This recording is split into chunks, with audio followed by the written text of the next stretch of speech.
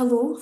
Thank you for joining me, Nick, to talk about your experience of co-organising a grassroots peer support group, Living Warriors. Could you start off by telling us a little bit about Living Warriors? Who is it for? Where do you meet? What are some of the practical details around it? So Living Waters is a peer support project, but I suppose in this case it's a peer support group for survivors of attempted suicide. The only requirement is that you're an adult who is a survivor of attempted suicide, so 18 plus. We meet in Edinburgh City Centre one Thursday every month. We don't give out the exact location because we like to get people to register first and then we can sort of go through all that, tell them when they register and go through additional details and stuff. It's just like a security measure and safety for us. And Um, what is it that inspired you to start Living Warriors? okay, so the backstory is I started it in 2017. I had the idea in 2016 that actually came from a conversation that I had with a friend who I was like, so I attempted in 2014 and the sort of support or lack of really that I got afterwards was minimal. So I kind of just had to like find my own way through it. And actually, it was like peer support that was like the thing that got me through the initial stages of this. That I had kind of like broken through my own suppose I'd started my healing journey really and like tried lots of different things and wanted that to go somewhere. And in this conversation that I had with my friend, she could only relate so far. And I'm so grateful that she said it. She was like, I can't fully relate to your experience and your story because I haven't got to that place and that point. And that kind of like hit me because I was like, yeah, okay, there's like nowhere that I have really been able to speak about this experience, especially in like different services that I've used within the mental health system. It was always like, oh, we don't talk about that here, or like, well, that's for somebody else. But so there's nowhere that I could actually like put it. And I think I was just like looking for, it was like a two-handed thing. So one was like wanting to speak to other survivors and have, I suppose, my experience validated, but also to like speak to other people about what their process was. And then another hand was that I didn't want anybody to go through, I had very lofty ambitions. I didn't want anybody to go through what I had gone through post attempts. And I was like, I'm going to change the world, I'm going to change the system. Like, so I was like, what will I start with? I will start with a peer support group. Or in that at that point, I didn't know it was peer support. I just called it a support group.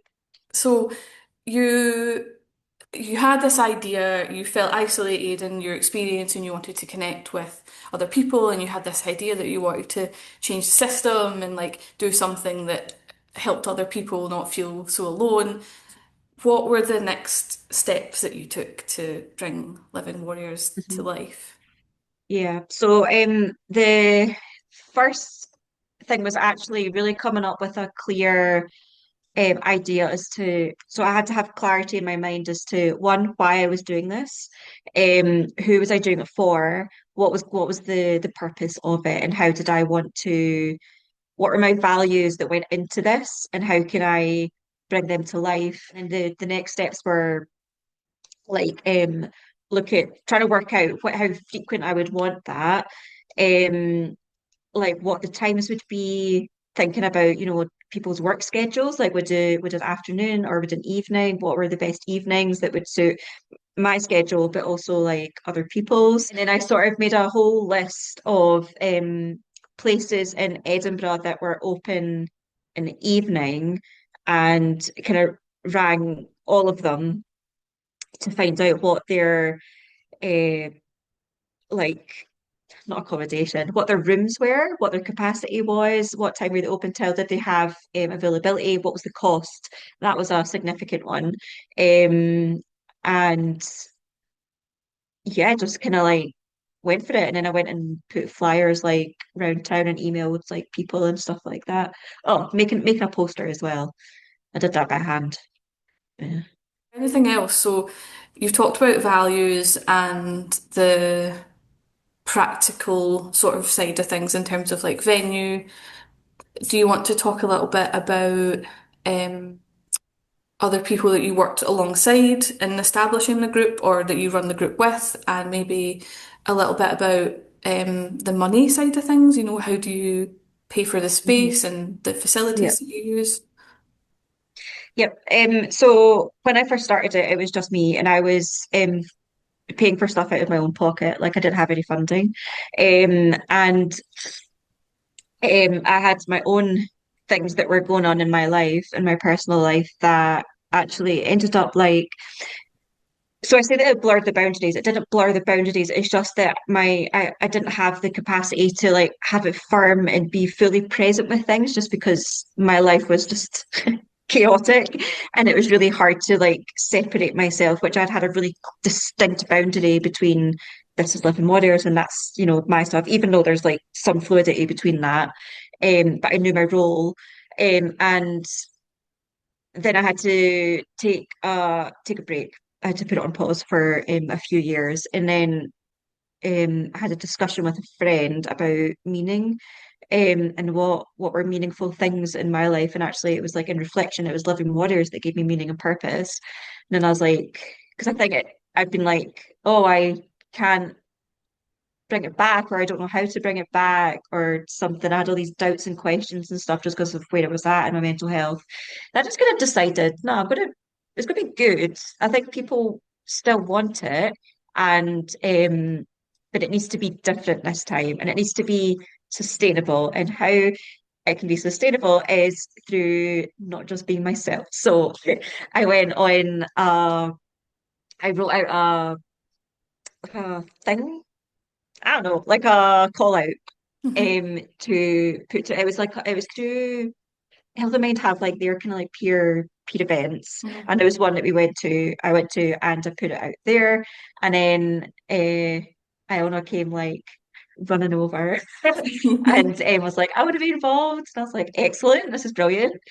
We applied for funding, so we became a constituted group. So there's like, if you want to like apply for funding, sometimes you need like bureaucratic stuff and like official documents, but I was really good and found stuff and then typed it up and like did things. So then we became a constituted group. So that means we could apply for funding. And we applied for the Edinburgh Community Mental Health and Wellbeing Fund. Um, and we applied for £1,000 in our first year, and we got that. And then we've just been sort of renewing it every year, just because that covers the like basic costs of like room hire, like craft things, teas, coffees.